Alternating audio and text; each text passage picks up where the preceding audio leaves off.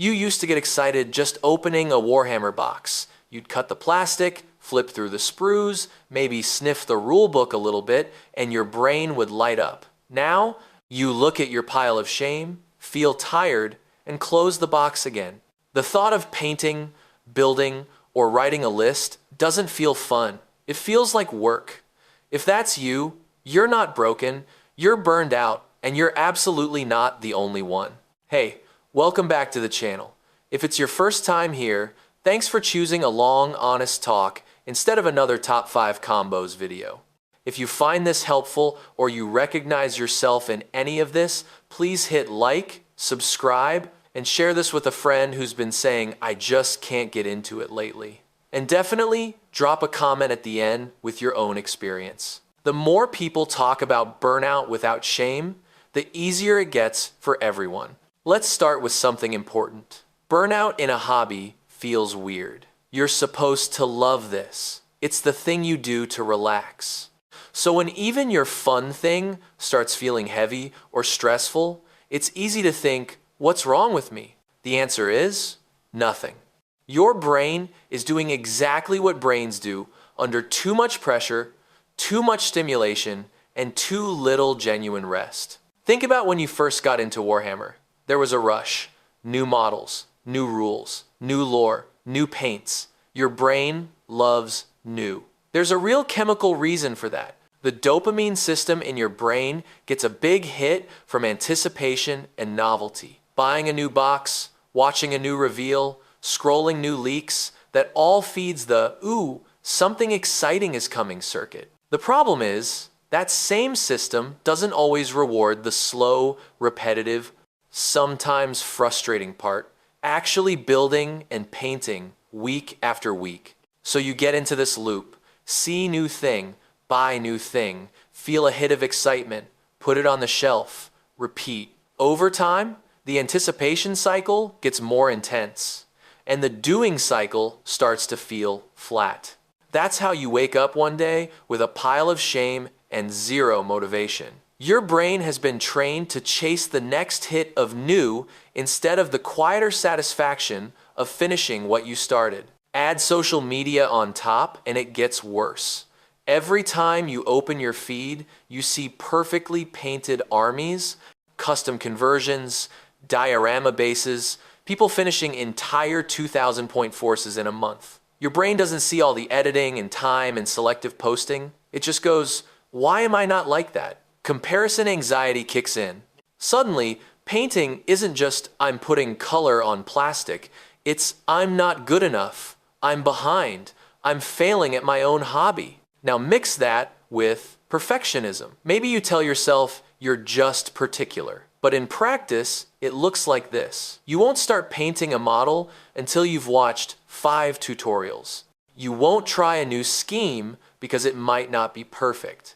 You repaint the same shoulder pad 3 times because the edge highlight isn't razor sharp. And every time you do that, you teach your brain, starting is dangerous because I will judge myself the entire time. Perfectionism and paralysis are close friends. The higher your standards, the more you hesitate to start. The more you hesitate, the more your backlog grows. The larger your backlog, the more overwhelming it feels. Eventually, just sitting at your painting desk triggers stress instead of excitement. Then there's the sunk cost piece. You've already spent a lot of money, time, and emotional energy on this hobby. You might be thinking, I can't step back now. I've invested too much. That's the sunk cost fallacy. It's the voice that says, I bought these models, so I have to force myself to finish them, even if I'm miserable. Instead of saying, that money is already gone, what matters is what makes me feel okay now. You end up punishing yourself for past purchases. Every unfinished project starts to feel like a moral failure instead of what it actually is. Just a thing you used to want that you don't want in the same way anymore. Completion guilt then joins the party. You tell yourself, I can't buy anything new until I finish my backlog. Then, something new comes out that genuinely excites you. You either buy it and feel guilty, or don't buy it and feel deprived. Either way, your brain now associates the hobby with guilt and rules, not curiosity and joy. And then community pressure. Local metas, online discords, group chats. There's always someone playing more games than you, painting more models, keeping up with every rules update. Maybe your group always plays 2,000-point matched play. Maybe they joke about casuals or beer and pretzels games. Maybe you feel like if you're not tournament ready, you shouldn't show up. That turns a hobby into a performance. It stops being I'm building something for fun and becomes if this isn't good enough, I don't belong. That's a fast road to burnout. There's also simple overstimulation. Warhammer plus video games plus social media plus work plus life. Your brain never gets a true idle moment. Dopamine burnout is a real thing. When your reward system is constantly being hammered by new content, your baseline shifts. Normal things feel dull. Even painting, which used to feel immersive, feels slow and unsatisfying compared to a feed that gives you a dopamine hit every 3 seconds. So you scroll instead of paint and then hate yourself for not painting. That's not laziness. That's your nervous system saying, I'm tapped out. Let me switch to a more personal angle for a minute, and then we'll talk about recovery. There was a point where I realized I was burned out on Warhammer, and it did not arrive with a dramatic meltdown. It crept in. First, I started buying more than I built. I told myself it was future-proofing. Then, I stopped feeling excited on hobby nights. I'd sit down, look at a half-painted squad, and think, I should paint, and then go do literally anything else. I started to dread meetup days. If someone asked, hey, bring 2,000 points for Saturday, I'd feel this small knot in my stomach. Not because I hated playing, because it suddenly felt like another appointment in an already crowded week. I caught myself thinking, if I cancel, I'll disappoint them. Instead of, if I go, I'll have fun. That's a warning sign. I found myself watching more hobby content than doing hobby. Hours of list tech, painting tutorials, battle reports, all while telling myself I was getting inspired. In reality, I was feeding the anticipation and comparison circuits and starving the actual doing. The final straw was when I looked at my shelves and instead of feeling proud, I felt nothing. Just a sense of, this is a lot. That was the moment I realized the dial had flipped from this brings me energy to this drains my energy. If any of that feels familiar, here's the part you might need to hear most. You're allowed to step back. You do not have to finish every model you own. You do not have to keep up with every edition. You do not have to play at a certain level to deserve the label of hobbyist. So how do you actually recover? First, you have to take the pressure off. That means giving yourself explicit permission to do less. Say out loud, even if it feels silly, it is okay if I don't paint tonight. It is okay if I don't buy this release. It is okay if I don't play competitively for a while. Pressure is gasoline on the burnout fire. Removing it is step 1. Second, shrink your goals until they feel almost stupidly small. If the idea of finish this army feels heavy, don't make that the goal. Make the goal, put paint on one model for 10 minutes, or even sit at the desk and open a paint pot. Your brain needs easy wins again. That's how you slowly reconnect effort with reward instead of effort with overwhelm. Third, reframe what failure looks like. An unfinished model is not a failure. A half-painted army is not a failure. Changing projects is not a failure. It's just information. It tells you something about this wasn't feeding me right now. You're allowed to respond to that information by changing course. You're not locked in. Fourth, separate your identity from your output. You are not your backlog. You are not your tournament record. You are not how many likes your painted mini got on social media. Those are things you do, not who you are. The more you tie your self-worth to hobby performance, the more brittle it becomes. Fifth, deliberately remove sources of pressure and comparison for a while. That might mean muting hobby discords, unfollowing or muting some creators for a bit, or taking a break from daily scrolling of painted models and leaks. Not forever, just long enough to let your brain stop benchmarking itself every time you open your phone. Sixth, allow yourself to play, not practice, not improve, actually play. That might be trying a weird color, doing a goofy conversion, painting something wrong on purpose, or playing a small, silly game instead of a serious 2,000-point battle. When the only allowed mode is serious, your hobby becomes a second job. Seventh, experiment with switching things up instead of grinding.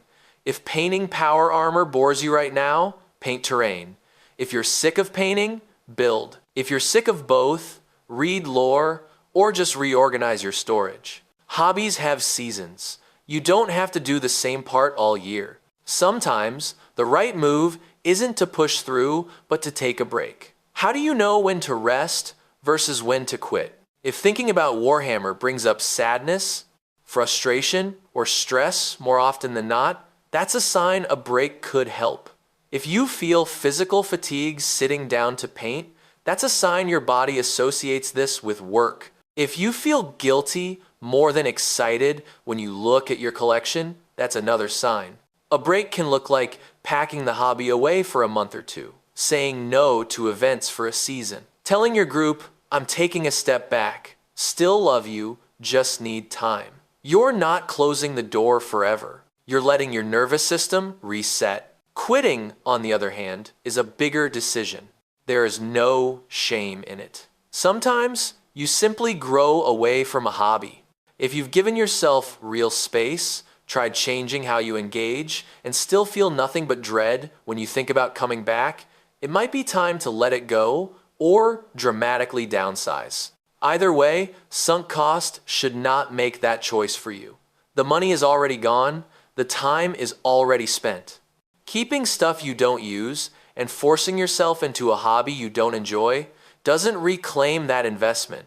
It just burns more energy. You're allowed to sell, donate, or box things up. That's not defeat. That's making space for whatever actually fits your life now.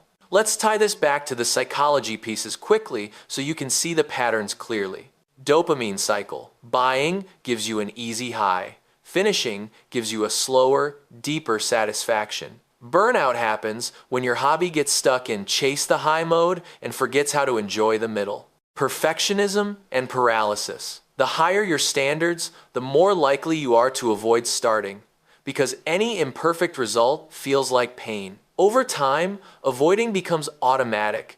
Sunk cost fallacy. Every unfinished project feels like a debt you owe to your past self, instead of something you're allowed to change your mind about. Completion guilt. Instead of feeling good when you finish something, you immediately jump to, yeah, but look at all this other stuff I haven't done. So your brain never gets a full sense of accomplishment. Community pressure and comparison. You stop asking, what do I want? And start asking, what would impress them? The hobby becomes performance. Overstimulation and dopamine burnout. Too many high-intensity inputs make everything, including your hobby, feel flat and exhausting. The antidotes are the opposites. Less pressure, more play. Smaller goals, more completions that count. Less comparison, more attention to what actually feels good in your body when you do it. Less forcing, more honest, checking in with yourself. If you only take one thing from this, let it be this. You are allowed to renegotiate your relationship with your hobby. You can decide that right now, Warhammer is a sometimes thing, not an everyday thing. You can decide to paint one model a month, and that's enough. You can decide to only play narrative games, or only paint, or only read lore for a while. You can decide to step away completely and come back in a year, or never. None of that makes the time you already spent less real or less valuable. For me, recovery looked like this. I packed away most of my backlog where I couldn't see it. I left out one small project, a single squad, and a character I actually liked. I told myself I didn't have to paint them. I just let them sit there. After a week or two, I felt a tiny itch to pick up a brush again. I painted one shoulder pad and stopped. I counted that as a win. I unsubscribed from some feeds that were making me feel inferior and kept the ones that made me laugh. I said no to a couple of events. I started playing small, silly games at lower points instead of trying to stay tournament sharp. Slowly, the feeling shifted from I should back to I want to. Right now, I'm in a place where Warhammer is fun again, but not in the same way. I don't chase every release. I don't tie my identity to how many armies I have done. I focus on projects I genuinely want to see finished, at a pace that fits the rest of my life. And if I feel the burnout signs creeping in again, I know that means time to back off, not time to push harder. If you recognize yourself in any of this, you are not alone, and you are not failing at being a hobbyist. You're a human whose brain and body are giving you feedback. If this helped at all, please like the video so more burned out hobbyists see it. Subscribe if you want more honest talks like this alongside the usual Warhammer content, and tell your story in the comments. When did you first realize you were burned out? What helped? What's one small change you could make this week to take the pressure off? Your joy is more important than your backlog. The plastic will wait.